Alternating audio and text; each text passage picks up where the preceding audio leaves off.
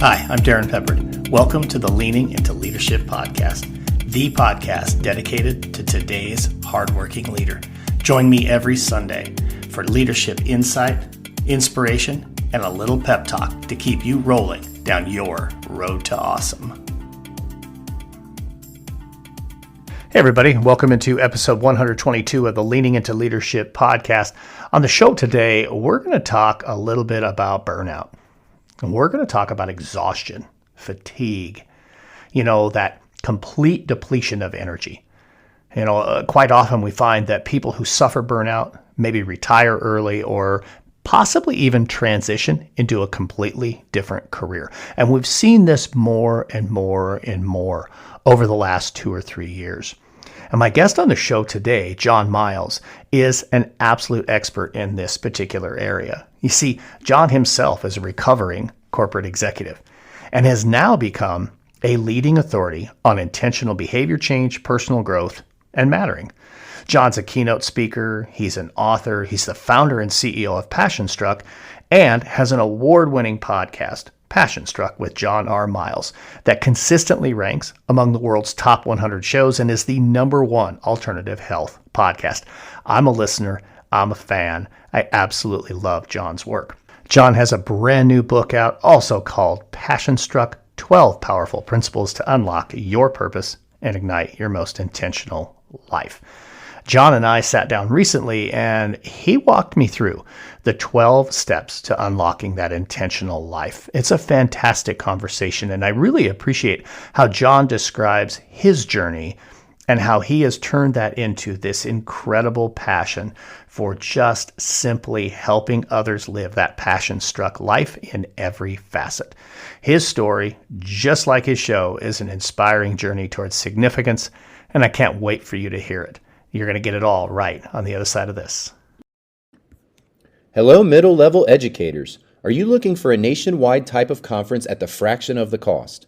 The North Carolina Association for Middle-Level Education welcomes you to Charlotte, North Carolina, March 24th through the 26th for the 2024 NCMLE Inspire Conference. My name is David James, NCMLE Marketing and Conference Director, and I want to personally invite you to our annual conference. You will not want to miss our keynote and featured speakers that lead over 120 middle-specific teaching and learning sessions. Our featured speaker lineup includes EDU experts from across the country, such as principal and leadership expert Baruti Kafele, Charles Williams, LaQuanta Nelson, Zach Bowermaster, and the host of the Leaning into Leadership podcast, Dr. Darrin Peppard. The NCMLE Inspire Conference is for everyone. Go to ncmle.org to register your team for the 2024 NCMLE Inspire Conference today. This podcast is a proud member of the Teach Better Podcast Network. Better today, better tomorrow, and the podcast to get you there. Explore more podcasts at www.teachbetterpodcastnetwork.com. Now let's get on to the episode. So I think some of you who are regular listeners to the show have heard me describe myself as a recovering high school principal, meaning specifically that certainly being a high school principal was an incredible experience, and in many ways it helped to define my career, but it also came with a little bit of burnout and came with a little bit of exhaustion, and ultimately led me to a place where I needed to reinvent myself. Now, today on the show, my guest is John Miles, and John is the author of a brand new book that just released called Passion Struck. And John is also an individual who has faced burnout, has gone through the challenge of reinventing himself, found a way to create his ideal self, and also has been through that recovery from burnout as a recovering corporate executive. John, welcome into Leaning into Leadership. Darrin, I am so excited to be here, and I absolutely love the audience of this podcast and cannot wait to serve them. So thank you so much for inviting me. Yeah, absolutely. Absolutely. Excited for this conversation and really stoked about your brand new book that just dropped, Passion Struck. We're going to talk about that a little bit today. We're going to talk about all of the behavioral science that went into developing that system, that structure that is passion struck. We'll talk a little bit about your podcast. And who knows wherever else, we might go with this conversation. But before we do that, John, maybe reorient my listeners a little bit, jump in the Wayback Machine to as far back as you would like to go and give them a little background on who John Miles is. Yeah, thank you for introducing it that way. I think since we're talking to educators, I grew up in Pennsylvania. I went to parochial school my entire childhood and graduated from York Catholic University. And at the point of graduation, I had one of my biggest decisions I ever had to make. Everyone in my family, grandparents, parents, had gone to the University of Michigan. It was where I had always thought I was going to go, and I got accepted.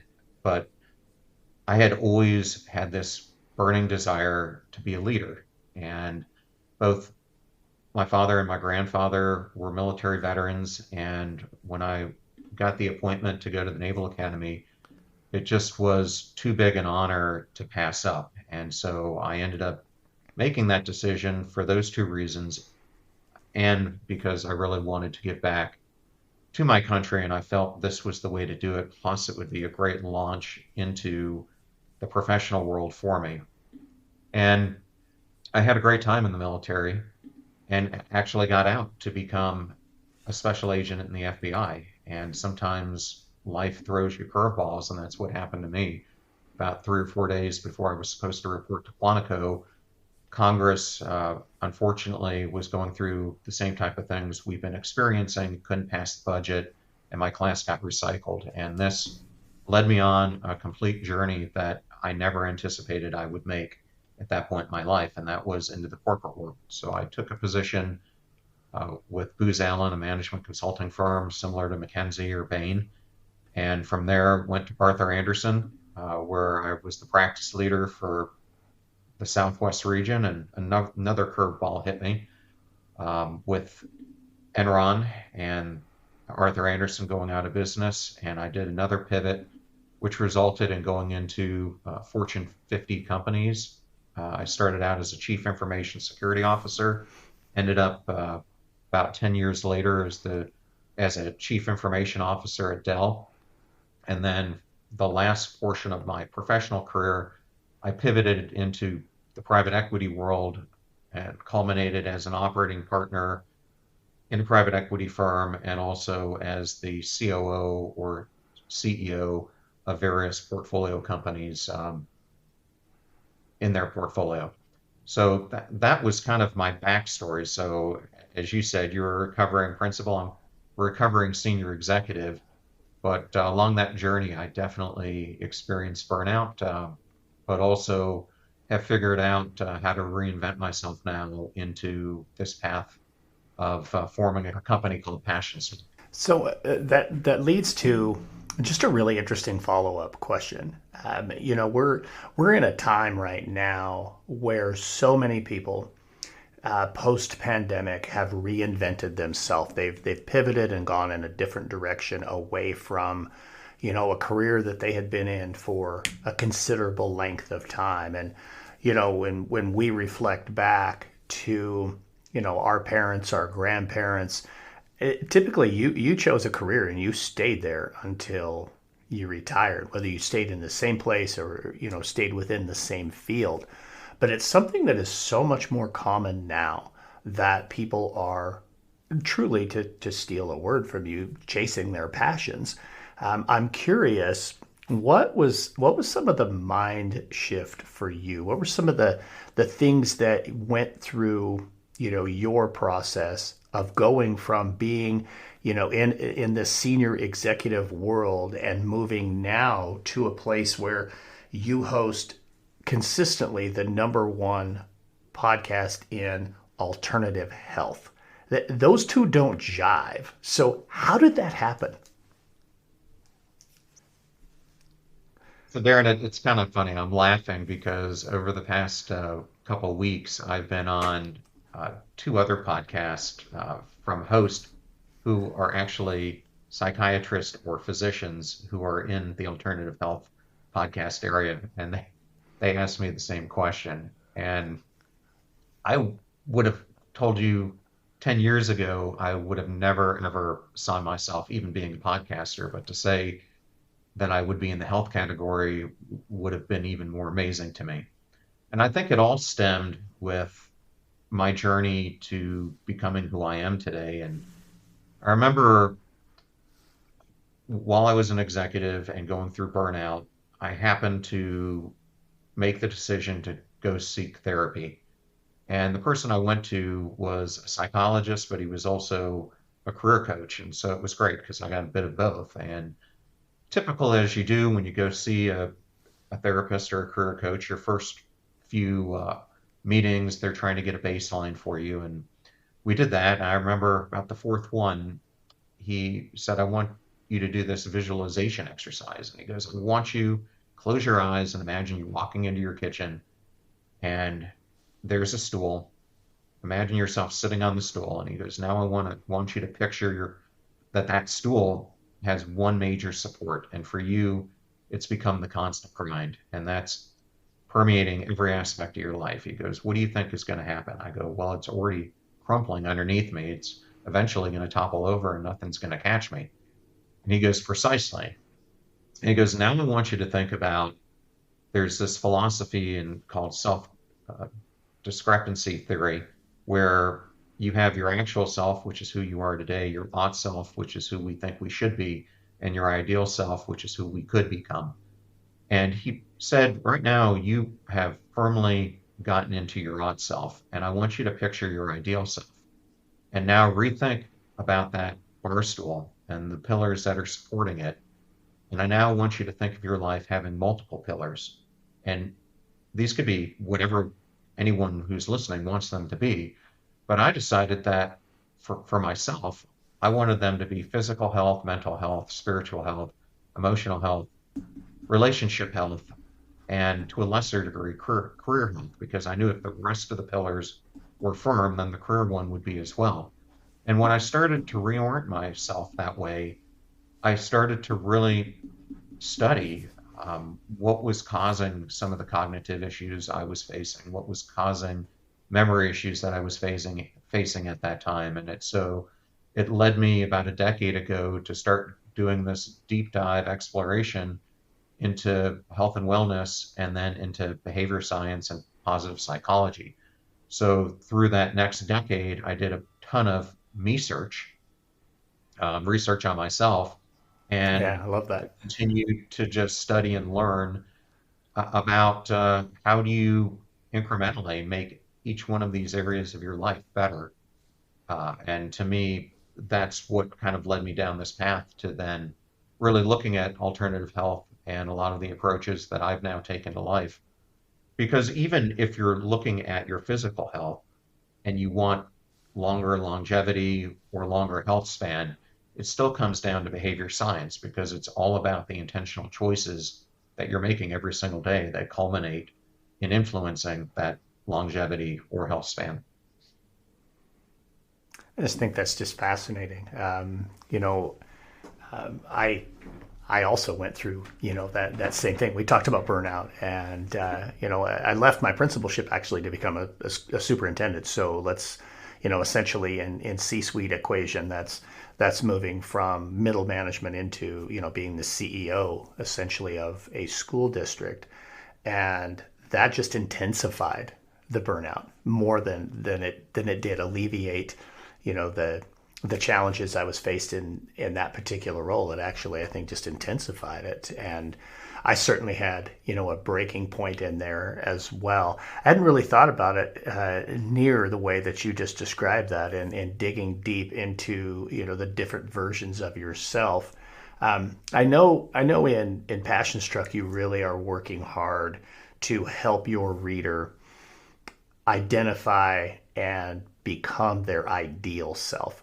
Let's maybe talk a little bit more about the ideal self. And you had actually told me at a point that putting this book together and focusing on ideal self really was more about your children than it was about you. So let's maybe talk a little bit more about that ideal self and kind of how that led to development of Passion Struck. I would love to.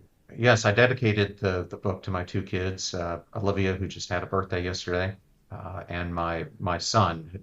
At the time when I first started writing this, Olivia was a junior in high school, and my son was a senior in college, and now she's a sophomore in college, and he's obviously moved on from college, about ready to start a master's program. But I was constantly thinking about my father has never really laid out a legacy for me or given me the long-term tools to say, for how do you create the life that you want to live? And I thought I had this opportunity to do that for my kids, but really to try to help anyone right now who felt stuck, who felt like I did. And so it really started with me looking at two kind of different groups, these next generations who are entering the workforce. And if I could go back and tell my 20 something old self the keys to crafting the life that you want, it would be to read this book.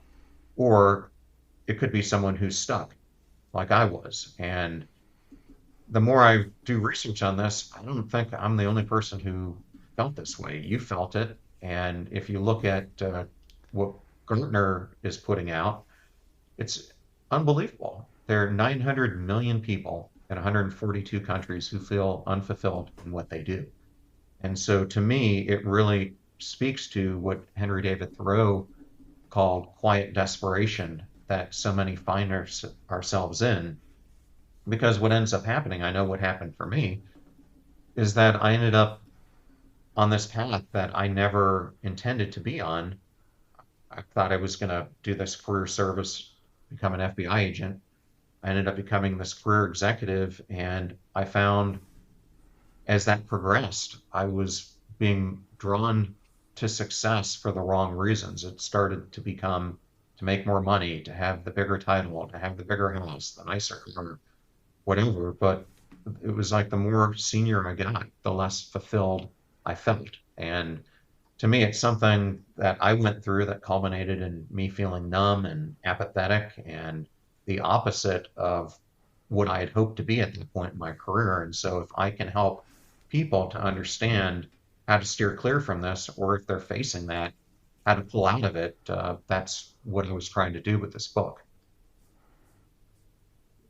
I just think it's really, really powerful. I'm drawn back to, going through the book and really those four pillars that are what are the passion struck model, the mindset shifts, those behavior shifts, the deliberate actions, and then that intrinsic motivation.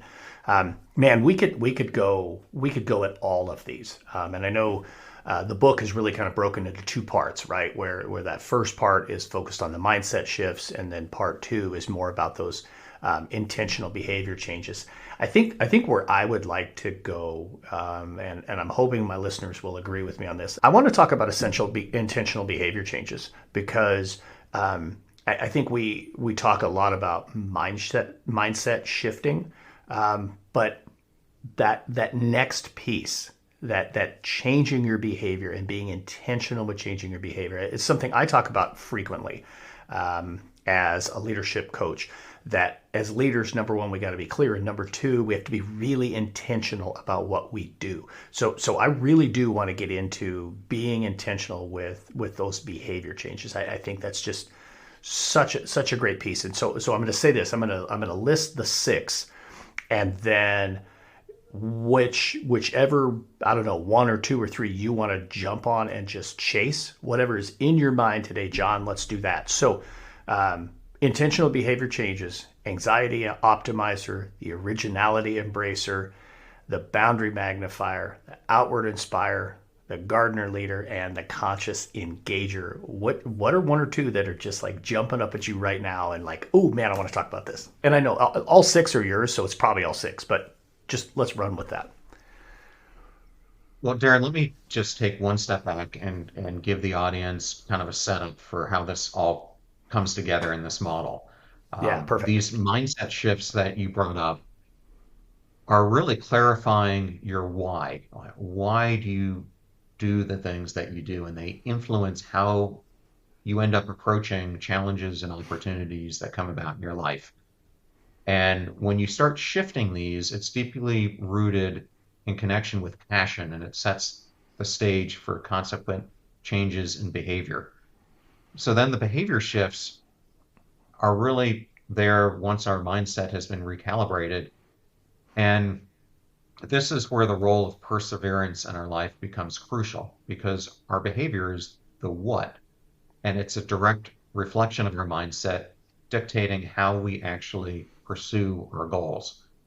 And then the third area you brought up is deliberate action, which is how you put the two of these into practice, and it becomes kind of the where and the when that you end up taking the actions to facilitate either a mindset shift or a behavior shift.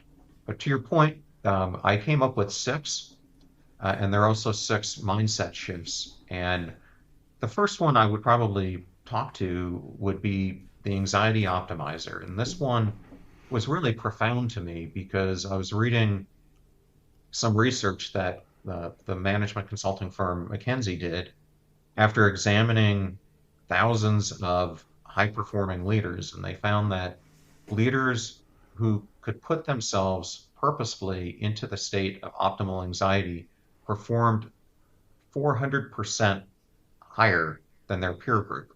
But what was more astounding to me was that they were able to achieve in 2 hours what their peers were doing in 8. And why it mattered so much to me is if you could do so much more in less time, it opens up a whole wellspring of ways to shift how you're leading your life and how you're putting it into more balance. So really what this whole concept is how do you transform nervous energy into productive fuel? And the image I like to give people is how do you get yourself on the edge without going over the edge? And in this chapter, I ended up interviewing retired Navy SEAL Mark Devine and NASCAR racer Jesse Uigi. And I really like the way that Jesse Uigi thinks about it. When he was starting out racing, he was a bit too timid at times. And what would end up happening is the racers behind him would expect him to drive more aggressively, and he would end up wrecking out. And then he went to the other extreme where he was trying to take the car to too much of going over the edge, and he wrecked out as well. So for him, it became how do you find that balance where you're pushing yourself enough, but not over that tipping point. And this is something that Stephen Kotler has done a lot of research on. Some of the listeners might know of him. He's the author of Art of the Impossible. But it's really about how do you create the peak performance equation in your life, this balance between stress and calm. So that's what that whole chapter is about. And I break it down into the different ways you can do it, and I end up giving practical exercises at the end. I didn't know if you had any additional questions in one area. Oh man, I'll tell you what, that's one that one really resonates with me. Just finding that balance. And I think, to be honest with you, with most leaders, that's a big challenge. Where, when do I push harder on my team, on myself? When do I pull back a little bit? How do I find essentially that sweet spot that you're talking about when it comes to performance? And to connect that to anxiety, I just think is so interesting. Maybe just, I don't know, can we talk a little bit more about some of the research behind how you find that true sweet spot? And maybe, I don't know, is maybe something from those questions at the end of the chapter, something to take our audience a little bit deeper on finding that balance.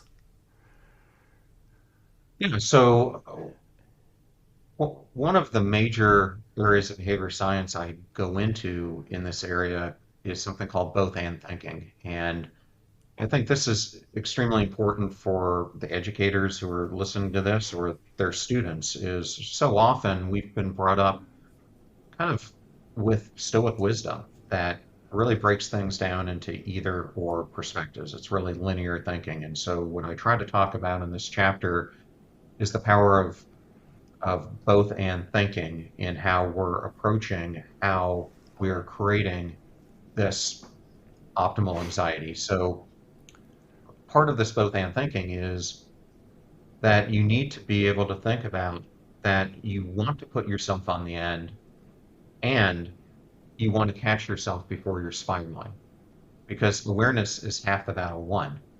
So it's important to understand when that unease starts creeping in, kind of that prickly feeling that we all have that things are about to get really, really hairy. Yeah. That's your cue.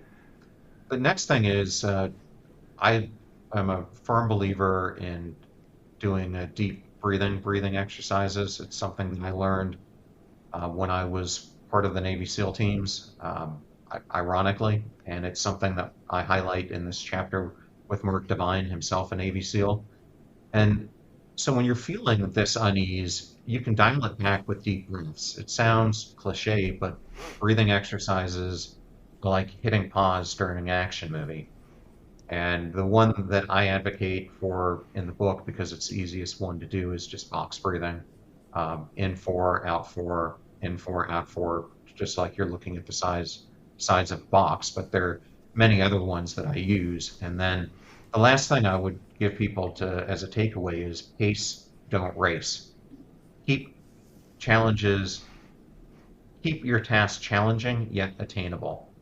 And I like for people to remember Goldilocks, not too hard, not too easy, just right. Because overwhelm leads us astray from our path. So those would be three things that I would encourage people to do. Yeah, I love that so much. I think it's fantastic. I want to hit one more in this area, and I know it's an area that typically leaders definitely. I mean, I'll speak for school level leaders, district level leaders in education that we struggle with, and that's boundaries. And so boundary magnifier is an element that you talk about here.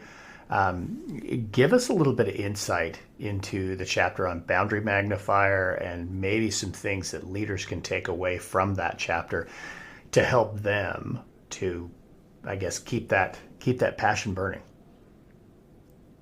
So a lot of the later chapters build on concepts that come out of the beginning chapters. So for instance, in the first principle, I talk about being a mission angler, which is really about how you go about the principle of life crafting. And then the chapter that precedes this is about the originality embracer, which is really about how do you exploit your uniqueness in the world. This chapter, Boundary Magnifier, really builds off of the third chapter called The Mosquito Auditor, which is really how do you audit out those invisible influences in your life, those boundary destroyers who we all confront. And so this boundary magnifier is kind of once you do the audit, then how do you start setting the boundaries and enforcing your personal limits? And in this chapter, I highlight the work of Gretchen Rubin, who people probably know for her work on happiness.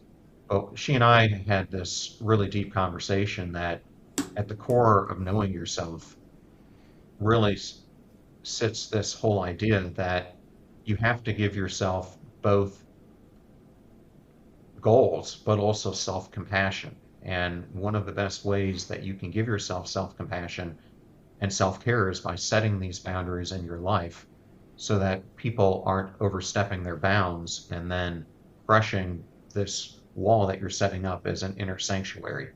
So an important thing here is, to me, setting boundaries is more than just saying no. It's about creating, as I was just saying, this healthy space for yourself where your energy and well-being are prioritized. And here's just some tips that I would give on how to do it. The first is you got to identify your limits. The first step is really about what tasks or behaviors do you find drain your energy? Is it constant interruptions? Is it multitasking or negative office gossip? Consider also your emotional and mental limits. How much stress can you possibly handle before it affects your work quality or your mental health? And then once you've understood what those limits are, it's acknowledging that they're legitimate and that they're worth protecting. And I find that this step is often overlooked. And then once you do that, the next step is to communicate those boundaries clearly. You need to state your limits and explain the rationale behind them. And this helps other people to understand your perspective and makes it more likely that they're going to respect your boundaries. And then the fourth thing that I talk about is the need to be consistent. And I think this is something that we all fail on, including myself, is we start going out and setting these new boundaries, but then we often hit resistance from other people when we're trying to assert what we would like to have in our life. And so what we tend to do is we take a couple steps back and we walk ourselves back from this boundary that we've just established.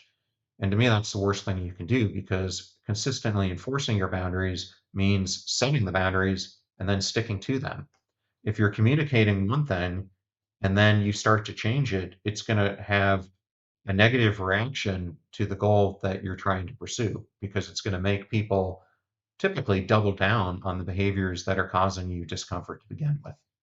And then lastly, this all leads to the importance, as I was talking about with Gretchen Rubin, that setting boundaries is an act of self-care.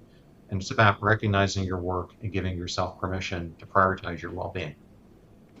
Man, it's just so good. Again, I know that's something, certainly something I struggled with as a school and as a district level leader. Educators, you guys know this. You're just so selfless and so, just wanting to pour into others so often that, man, having those boundaries in place and definitely holding to those boundaries, not just good self-care, but it's also good leadership. You've got to be able to do those things. Man, John, we could riff on these just for hours, to be honest with you. I'm loving this conversation so much, but there is one other thing I want to get to before I ask you the last question I do here on the show, and that's your podcast. So here's, not only do you have the book Passion Struck, but you've also got the podcast. Again, it's one of the top, if not the top, alternative health podcast that's out there. You've had some incredible guests, and it's not your typical self-improvement podcast. That's the thing that I love about this show. I mean, you really dive into the science of human behavior change. You kind of, I don't know, like lift the fog away from how action and motivation are connected. And what astonishes me is that you are dropping episodes 3 times a week. It just amazes me how you are just getting after it with this podcast. Maybe just share a little bit with folks. Why tune into Passion Struck? What are they going to get when they jump on an episode of Passion Struck? And by the way, folks, I listen to Passion Struck. You definitely want to check out this show. Well, and Darrin, I listened to your show. I loved your beginning of the year episode that you did all on leadership, and there was, I can't remember your guest's name, but you did one recently where she was talking about how people, like we were just talking about, destroy boundaries. You had a situation where a parent came in and they really abused the boundary and were using 4-letter words, and what I liked about what she had to say was that it's not acceptable for that to happen, and you need to put the proper boundaries up yourself. So I thought that was a really good episode. Can't remember your guest's name. It was Lisa Perry. Lisa Perry was that guest. Yeah, that was a really good episode. That one was a lot of fun. Yeah, Lisa Perry. You're right. Well, so when I was creating this, there are a lot of self-help podcasts out there, but what I find, and I hate to say this, is that some of the hosts that are leading these, I mean, they talk a great game, but I didn't think that they were backing it up with really the science behind why do these things work. And so what I try to do on the show is, if I'm going to bring different concepts on, I like to do it in 2 ways. I like to bring on what I call everyday heroes who are using some of these behavior changes or psychology or health changes, and showing how it took a regular person and changed their life. But I also then like to bring on the actual experts because there's nothing like having Angela Duckworth on to discuss the importance of self-control. There's nothing like having Thomas Curran on, who's one of the foremost experts in perfectionism, to discuss why it happens and its ramifications. Or I think one that would be really good for this audience is I had Jennifer Brahimi Wallace on the show to talk about achievement culture, which I saw really impact my daughter as she was going through high school and the constant pressure she was putting on herself. And so what I like to do is give out the topic, but then have people come and talk about what's causing it. What is the science behind it? And what can you do scientifically to break through? So, and then I like to do solo episodes every week, and I teach these randomly, but it's just a lot of them I get from things that I see going on in the news that people are struggling with, or people write in to me and ask me to do one on them. But just try to cover different things that I think the listenership can learn from. So that's kind of been my approach, and I try to just be as authentic as I possibly can on the show and as vulnerable as I can, because let's face it, the only way you're going to know if this stuff works is by doing research on yourself. Absolutely. Yeah, that's again, folks. It's a great podcast. Make sure that you tune into that. We'll make sure we have it linked down in the show notes. Me search, man, I just absolutely love that phrase. I'd never heard anybody use that before, and you've used it a couple of times on here. I think that's fantastic. So John, let's do this. We're at that point in the show where I'm going to ask you the same question I ask everybody. This is the Leaning into Leadership podcast. So, John Miles, how are you leaning into leadership right now? Darrin, I'm really glad you gave me the opportunity to be here and to end on this question, because leadership is something that I've been studying for well over 35 years now.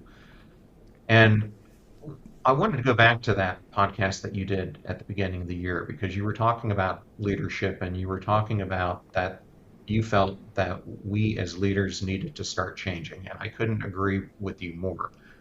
I would say that for most of my career, the leadership style that I used was a servant leader.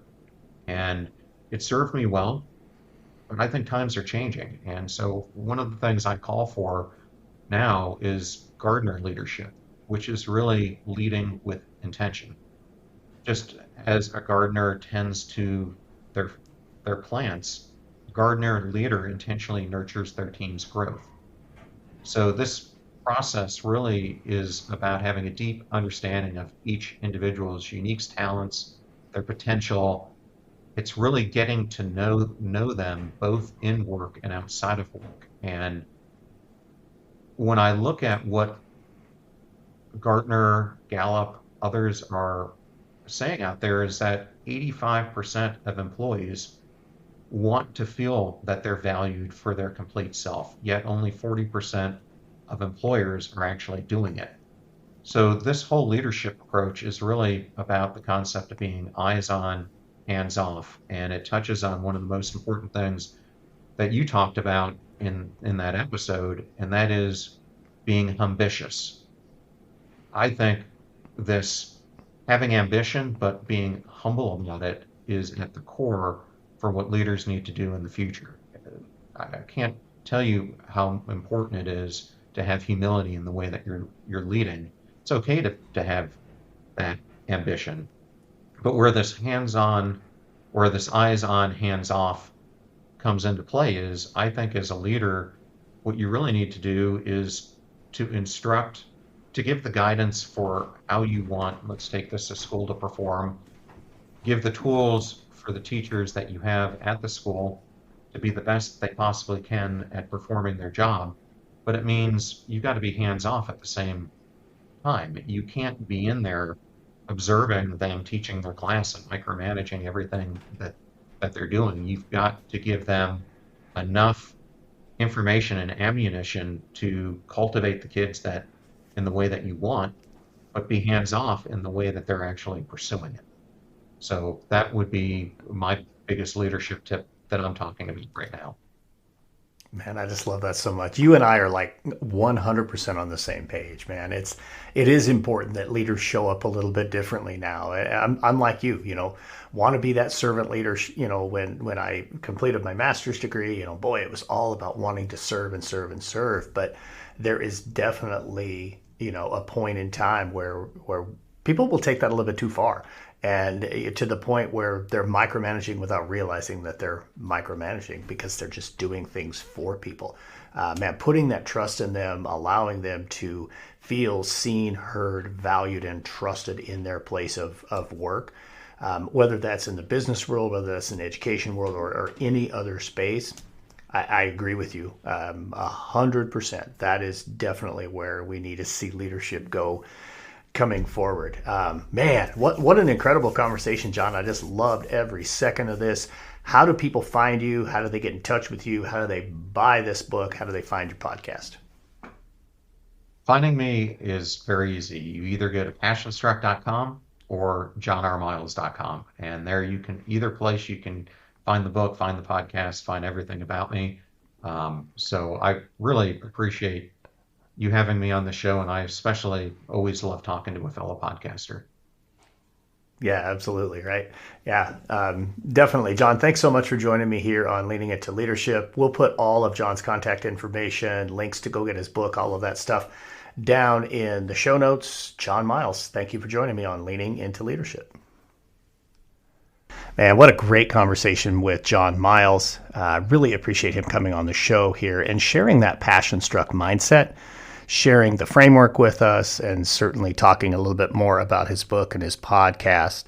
Make sure you get down there in the show notes and check out John's stuff. Hit those links, get in there, go grab a copy of his book and look into his stuff. Like I said early, I'm a fan of the show. I listen to the podcast, and I certainly enjoy listening to what John has to offer. He certainly brings a lot of great things to the table. So again, thank you, John, for being on the show. And now it's time for a pep talk.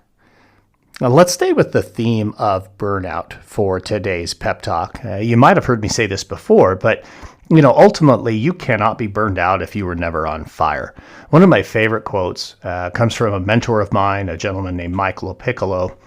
And I know that when Mike made this statement, his intent was to remind those around him that there was something that initially lit your fire. And you can't be burned out if you've never had that initial spark. Every one of us, as we go through different seasons in our life, will have moments when the fires are really roaring, and other moments when the flame maybe fades a little bit. Sometimes we just need to add a little more fuel. Sometimes we need to add a little more oxygen to that flame. But sometimes we need to change the fuel. And don't think for a moment that that's a bad thing. That doesn't certainly mean that you have to change your career or you have to completely juggle up or change things in your life.